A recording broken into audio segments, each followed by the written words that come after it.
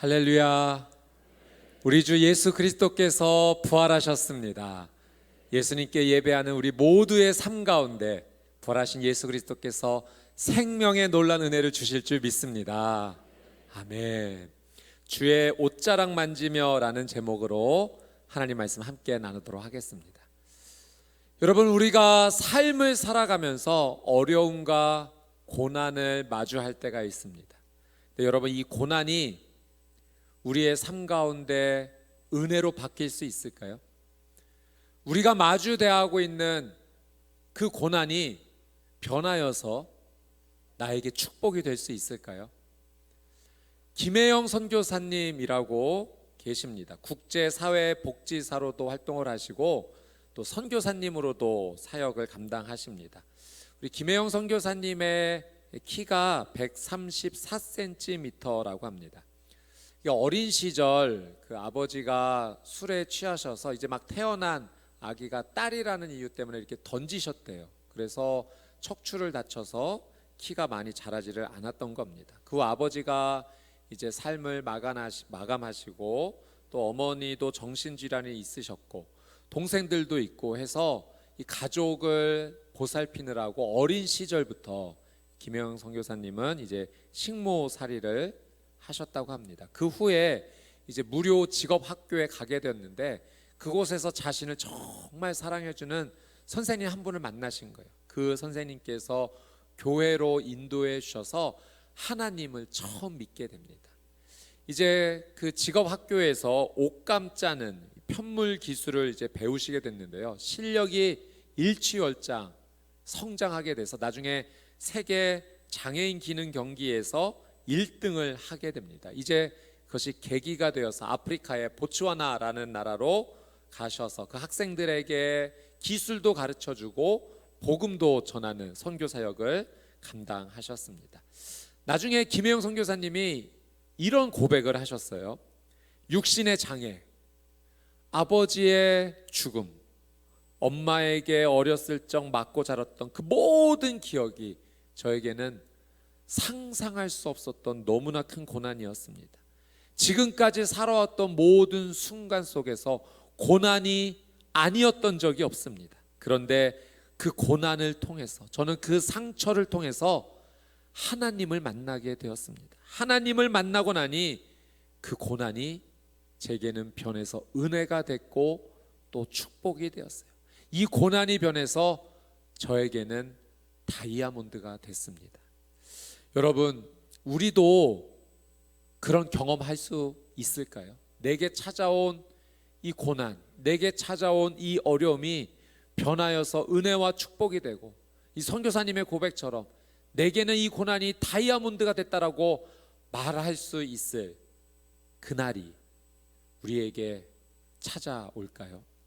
오늘 우리는 오늘 말씀을 통해서 이 질문에 대한 답을 한번 찾아보고자 합니다. 자, 오늘 본문의 25절 26절 말씀 우리 같이 한번 읽어보도록 하겠습니다. 시작. 12해를 혈루증으로 알아온 한 여자가 있어 많은 의사에게 많은 괴로움을 받았고 가진 것도 다 허비하였으되 아무 효험이 없고 도리어 더 중하여졌던 차에. 자, 오늘 말씀해 보니까 12년 동안 질병으로 고통받아온 한 여인이 소개되어 있습니다. 이 여인이 앓고 있었던 질병은 혈루증입니다. 현대의학으로 말하면 자궁출혈입니다. 그래서 비정기적으로 계속하여 출혈이 있는 질병이었어요. 당시의 의술로는 이 질병을 고칠 수가 없었습니다. 이 여인이 이 질병이 낫고자 하는 마음으로 많은 당시의 의사 선생님들을 만나보았지만 고침을 받지 못하고 오히려 병은 더 중하여졌고 가지고 있었던 모든 재산은 다 허비하게 되었습니다. 더 심각했던 것은 당시 율법을 지키고 있었던 이 문화 속에서 이 혈루증이라고 하는 질병은 부정하게 하는 질병이었어요.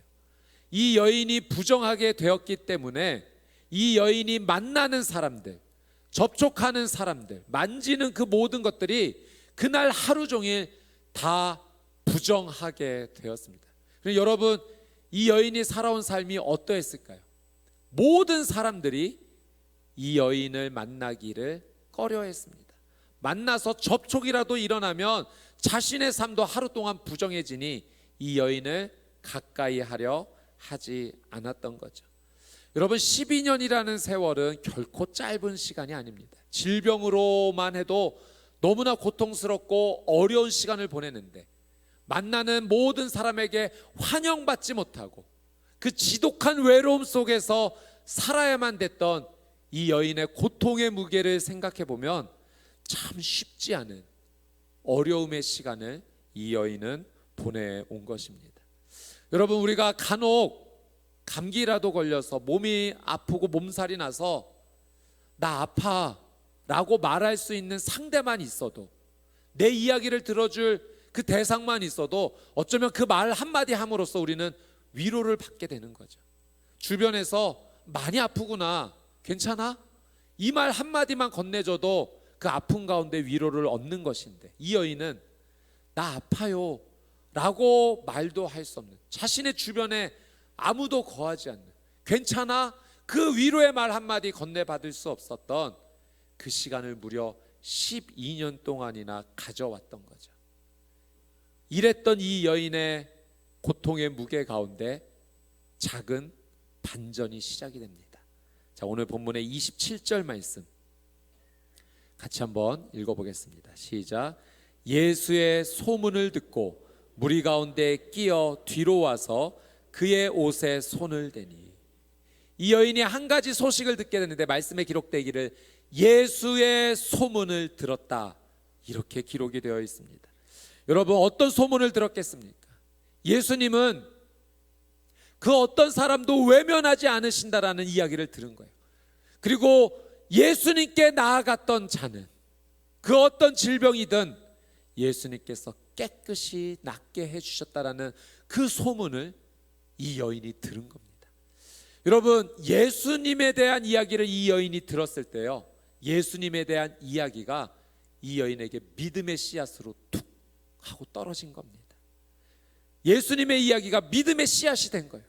여러분, 믿음은 예수님에 대한 이야기를 들으면서 시작되는 줄 믿습니다. 저는 우리 이곳에 앉아 계신 모든 분들 축복합니다. 오늘 우리가 함께 나누는 예수님의 이야기를 통해서 여러분의 믿음이 새롭게 시작되기를 주님의 이름으로 축복합니다. 우리 교회는 예수님에 대한 이야기로 가득한 교회가 되어야 돼요. 이 12년 동안 혈루증으로 고통받았던 여인에게 예수님에 대한 이야기가 들려졌고 그것이 믿음의 시작이 되었던 거죠. 제가 예전에 섬겼던 그 공동체에 한 남자 집사님께서 9살 어린 아들이랑 매일 말씀을 나누는 큐티를 하는 이것을 해오셨어요. 근데 어느 날 이 남자 집사님의 마음에, 아버지의 마음에 그런 궁금증이 생긴 겁니다. 우리 아들이랑 매일 말씀을 나누기는 하는데 정말 우리 아들 믿음이 있을까? 하나님에 대한 분명한 믿음을 가지고 살아가는 걸까? 이 궁금증이 생긴 겁니다. 그러던 차에 이제 화이트데이가 가까웠던 어느 날, 그 아버지가 아들이 학교에 좋아하는 여학생이 있었던 거 알고 있었습니다. 그래서 아들에게 넌지시 이렇게 물어봤던 거죠. 아들, 이번 화이트데이에 그 좋아하는 여자친구 사탕 줄 거야? 그냥 궁금해서 이렇게 한번 질문하게 됐는데 아들이 이 질문을 굉장히 심각하게 받더랍니다. 한참 생각하더니 결연한 결정을 이루고 난 뒤에 그 표정으로, 아니 사탕 안 줄 거야 그러더랍니다. 아, 왜 좀 이렇게 좋아하는 마음도 표현하고 하지 그래? 했더니 이 아들의 대답이 응, 종교가 달라서. 이 아들은 이 질문을 굉장히 중요한 질문을 받은 거예요. 마치 사탕 선물 하나 해주면 평생을 같이 해야 될 그 고백처럼 받아서 종교가 다르니 조금 생각해 봐야겠다. 그러니까 아들이 중요한 결정을 하는 그 순간에 성경적 가치관, 믿음의 말씀을 따라서 결정하는 모습을 보고, 아, 말씀 앞에 늘 머물고 있으니 아들에게 믿음이 있구나라는 것을 아버지가 확인하게 되었다는 얘기죠. 지난주 금요일 날, 지난 한 주 동안 우리 평촌교회가 고난주간 특별 저녁 기도회 드리고, 또 금요일 날 성금요 예배로 우리가 하나님 앞에 나와서 함께 뜨겁게 예배하고 또 기도하고 하나님께 감사했습니다. 예배가 마치고 제가 이제 사무실에 앉아 있는데 이제 제 딸이 그날 저녁에 함께 참여했는데 같이 이제 집에 가려고 딸이 사무실 문을 열고 들어오는데 엉엉 울면서 들어오는 거예요. 그래서 제가 깜짝 놀라서 무슨 일인가 봤더니 아이가 이런 얘기를 합니다. 아빠, 하나님께서 저를 이토록 사랑해 주시는지 진짜 몰랐어요. 그날 예배를 통해서 예수님께서 내 모든 죄를 사해 주시려고 그 모든 고통을 당하셨던 것과 하나님 아버지께서 하나뿐이 없는 외아들 예수 그리스도를 우리를 살리시고자 그토록 아버지 마음은 살리시는 마음이었을 텐데 그것을 참으셨던 나를 향한 하나님의 사랑을 이 딸이 듣고 경험하게 된 거예요. 하나님께서 그날 사랑으로 찾아와 주신 겁니다. 여러분, 예수님에 대한 이야기를 들으면, 하나님에 대한 이야기를 들으면 남녀노소 불문하고 믿음이 시작되는 줄 믿습니다. 이 12년 혈루증을 앓았던 이 여인의 그 귓가에 들렸던 예수님의 이야기가 이 여인에게는 믿음의 이야기로 시작이 되었던 거죠. 자, 그래서 이 여인이 이런 생각을 합니다. 28절 말씀 같이 한번 읽겠습니다. 시작. 이는 내가 그의 옷에만 손을 대어도 구원을 받으리라 생각함일러라. 내가 예수님의 옷만 붙잡아도 내가 나음을 얻겠구나, 이 믿음이 여인에게 생긴 거예요. 그런데 왜 이 여인이 예수님의 옷을 붙잡을 생각을 했을까요? 이 여인은 부정하다라고 여김을 받았기 때문에 그렇습니다. 사람 앞에 나설 수 없는 지금 상황인 거예요. 그래서 내가 몰래, 예수님 몰래, 다른 사람들 몰래 예수님 뒤로 가서 그 옷을 붙잡아야겠다. 예수님 옷만 붙잡아도 내가 나을 것 같다라는 예수님에 대한 이야기가 이 여인에게 믿음으로 찾아왔던 거죠. 자, 그래서 어떻게 했는가? 27절 말씀 한 번 더 읽어보겠습니다. 시작. 예수의 소문을 듣고 무리 가운데 끼어 뒤로 와서 그의 옷에 손을 대니. 여러분, 믿음이 생긴 이 여인이요, 과감한 도전을 합니다. 여러분, 이 여인은 사람 앞에 나갈 수 없는 상황이에요. 그런데 지금 그 무리들 틈에 끼어서 몰래 예수님 뒤로 들어가는 거예요. 물론 이 여인이 자신을 철저하게 숨겼겠죠. 옷으로 자신의 얼굴을 가리고 누군지 몰라보게 했을 겁니다. 자신을 철저하게 숨기고 다른 사람들이 자신을 몰라보게 한 뒤에 예수님 뒤로 들어가서 그 무리들 틈에 끼어들어서 지금 예수님 옷을 만지는 거예요. 어떻게 보면 이 여인은 생명을 건 결단을 하는 겁니다. 혹여라도 사람들이 이 여인이 누구인지 알았더라면 이 부정한 여인을 향해서 이 여인이 우리의 몸을 다 터치했다라고, 우리도 부정하게 만들었더라고 많은 사람들이 이 여인에게 돌을 던질 수도 있었던 일이죠. 이 여인은 지금 생명을 걸고 예수님 앞에 나아가고 있습니다. 그리고 놀라운 일이 생겼어요. 자, 29절 30절 말씀 같이 한번 읽겠습니다. 시작.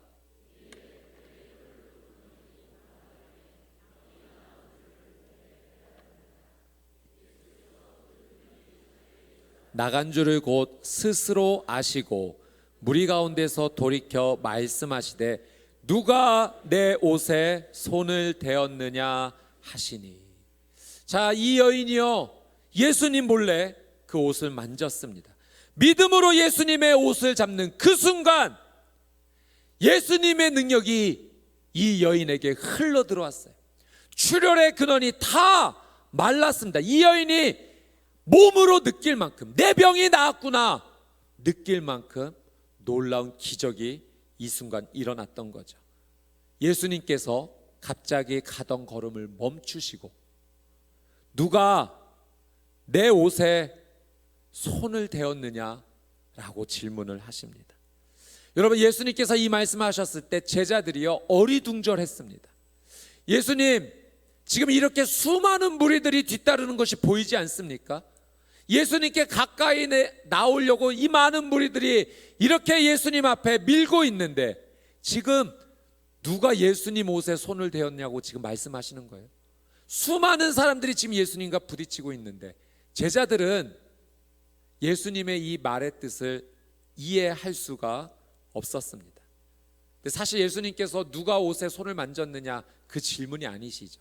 예수님의 이 질문은 자신을 믿음으로 그 옷을 만진 그 여인을 불러 세우시기 위함이었어요. 자, 32절 33절 말씀 같이 한번 읽겠습니다. 시작.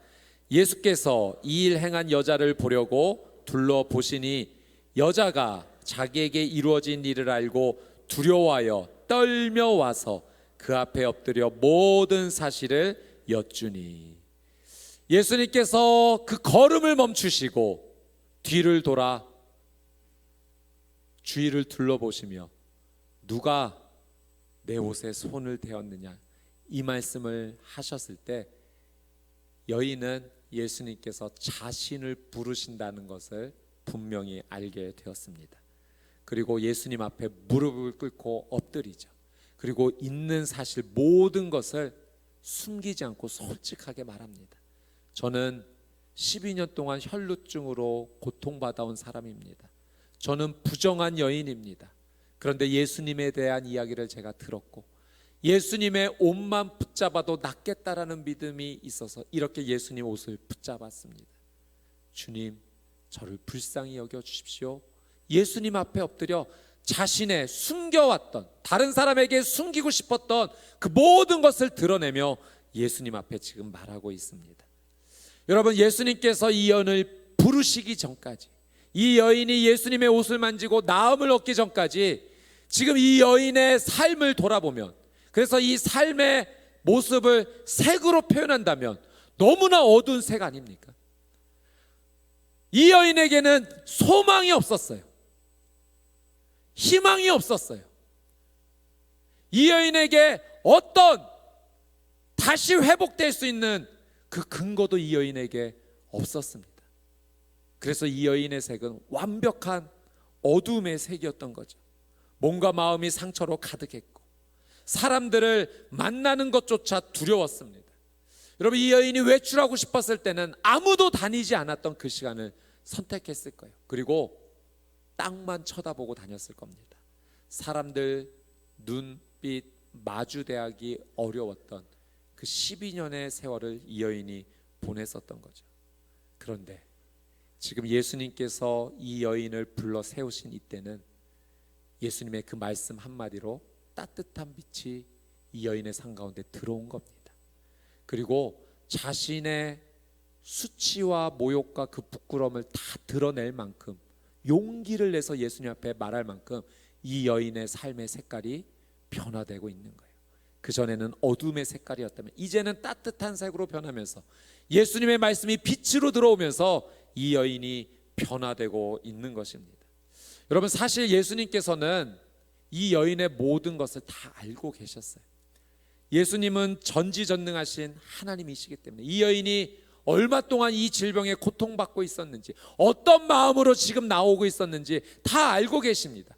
그래서 이 여인이 몰래 예수님의 뒤에서 옷을 붙잡았을 때 그저 한번 돌아보시고 여인과 눈 한번 마주치시며 윙크 한번 해주시고 그냥 돌려보내주실 수 있었어요. 많은 사람들 앞에 이 여인의 부끄러움과 수치를 드러내지 않도록 그냥 둘만 아는 이야기로 예수님께서 치유해 주시고 그냥 보내주실 수 있었습니다. 그럼에도 불구하고 예수님이 그렇게 하실 수 있었음에도 불구하고 지금 이 여인을 불러 세우신 것은 질병이 치유되는 것이 다가 아니기 때문에 그렇습니다. 더 좋은 선물을 이 여인에게 주시고자 굳이 예수님께서 이 여인을 불러 세워 놓으신 거죠. 자, 34절 말씀입니다. 같이 한번 읽겠습니다. 시작. 예수께서 이르시되 딸아, 내 믿음이 너를 구원하였으니 평안히 가라. 내 병에서 놓여 건강할지어다. 여러분, 예수님께서 이 여인을 향해 뭐라고 부르십니까? 딸아, 딸이라고 부르세요. 여러분, 이 호칭은 실제로 그 아빠가 어린 자녀에게 부르는 호칭입니다. 여러분, 이렇게 말씀하실 수 있으셨어요. 여인아, 내 믿음이 너를 구원했다. 이렇게 부르실 수도 있었음에도 불구하고 굳이 딸이라고 예수님 불러주신 겁니다. 여러분, 이 여인의 입장에서 한번 이 음성을 한번 들어보십시오. 어떤 마음이었겠습니까? 여러분, 12년 동안 이 여인은 이런 따뜻한 말 한마디를 들어보지 못했어요. 12년 동안 이 여인이 들어왔던 말은 부정한 여인. 그래도 부정한 여인이라는 말에는 또 좀 격식 있는 말입니다. 그 말 안에는 가시가 있었어요. 재수 없는 사람, 가까이 할 수 없는 사람, 더러운 사람.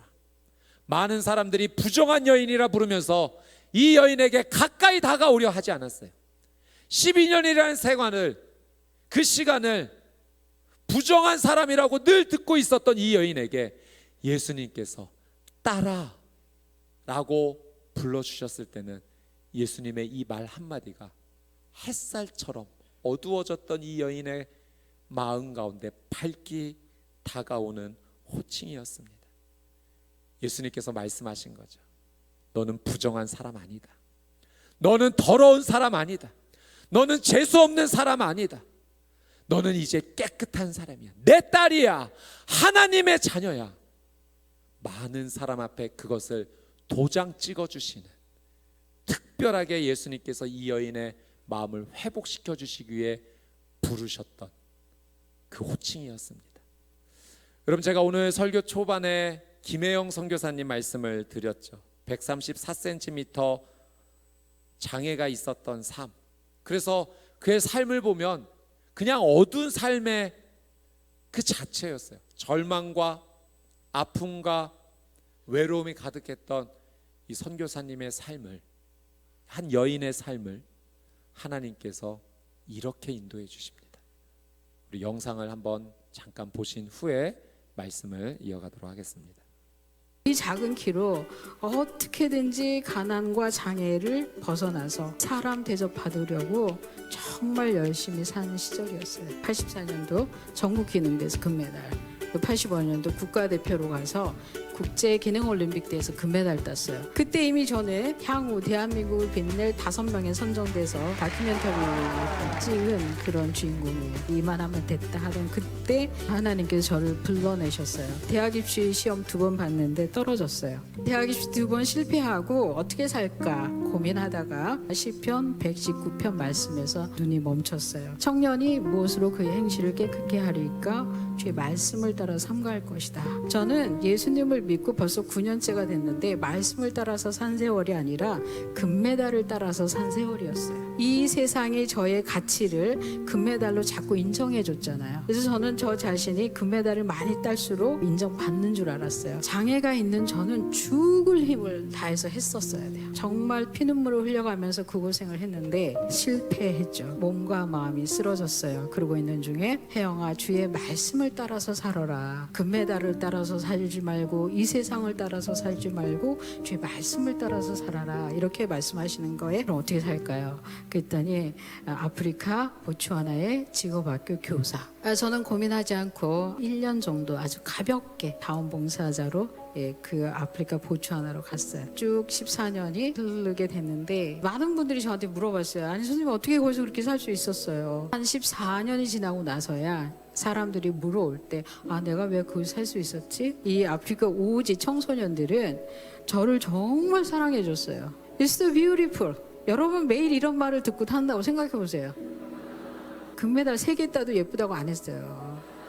그러니까 나중에 돌아볼수록 아, 그 말이 나를 살렸구나. 보츠와나 청소년들을 저를 갖다가 척추 장애인으로 대하지 않았어요. 격이 없는 인간에 대한 사랑을 제가 비로소 그곳에서 맛볼 수 있었어요. 한국에서는 계속 내가 쓸모 있는 사람이라고 자꾸 능력을 보이느라고 애를 쓰면 살았어야 했어요. 그래도 알아주지 않는 거예요. 근데 거기서 내가 애쓰지 않아도 그냥 가만히 그곳에만 있어도 우리 그곳 사람들이 so beautiful 막 눈에 있는 빛이 빵빵빵 나는 거예요. 저보다는 사실 다 키가 크거든요.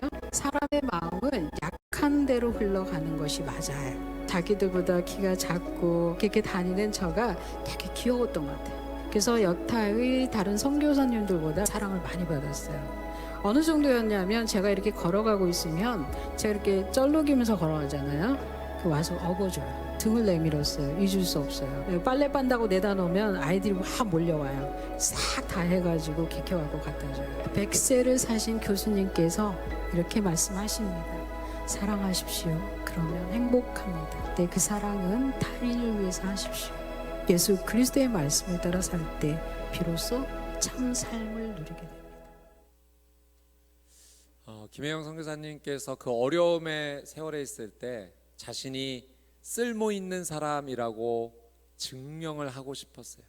그래서 그 기술을 통해 금메달을 따고 나는 정말 쓸모 있는 인생이다, 그렇게 최선을 다했지만 그 끝에 정말 행복이 있지 않았어요. 내가 금메달을 따라 살았구나, 이것이 나를 인정해 준다라고 믿고 살았는데 그것이 아니었구나. 하나님께서 말씀해 주셨어요. 혜영아, 말씀을 따라 살아야 돼. 그래서 하나님께서 한 여인을 아프리카의 보츠와나라는 나라로 인도해 주시면서 거기에서 하나님께서 하나님의 음성을 들려주신 겁니다. You are so beautiful. 너는 정말 아름다워. 너는 내게 특별한 존재야. 그곳에 있는 사람들과 청소년들을 통해서 그 하나님의 음성을 계속 듣게 하셨던 거죠. 여러분, 12년 혈루증으로 고통받았던 이 여인을 단지 그냥 질병만 치유해 주시고 예수님께서 보내주신 것이 아니라 이 여인을 굳이 불러 세우신 것은 이 여인의 무너졌던 자존감, 이 여인의 무너졌던 그 마음을 예수님께서 회복시켜 주시고 싶으셨던 거예요. 너는 부정한 여인 아니야. 너는 쓸모없는 존재 아니야. 너 정말 특별해. You are so beautiful. 따라 주님께서 말씀해 주신 것입니다. 아마 오늘 여러분들 가운데는 오늘 교회에 처음 오신 분이 계실 거예요. 잘 오셨습니다. 교회라는 곳이 어떤 곳인가 한번 구경 와보자. 그 마음도 너무 좋습니다. 근데 오늘 여러분이 이 자리에 오신 것 우연이 아니고요, 예수님께서 여러분 직접 찾아가 주신 겁니다. 여러분에게 말씀해 주시고 싶으셔서 You are so beautiful. 너는 내 아들이고 내 딸이다. 예수님께서 당신에게 생명을 주시고자 오늘 여러분을 찾아와 주신 것입니다. 여러분, 예수님 붙잡아야 살 수 있습니다.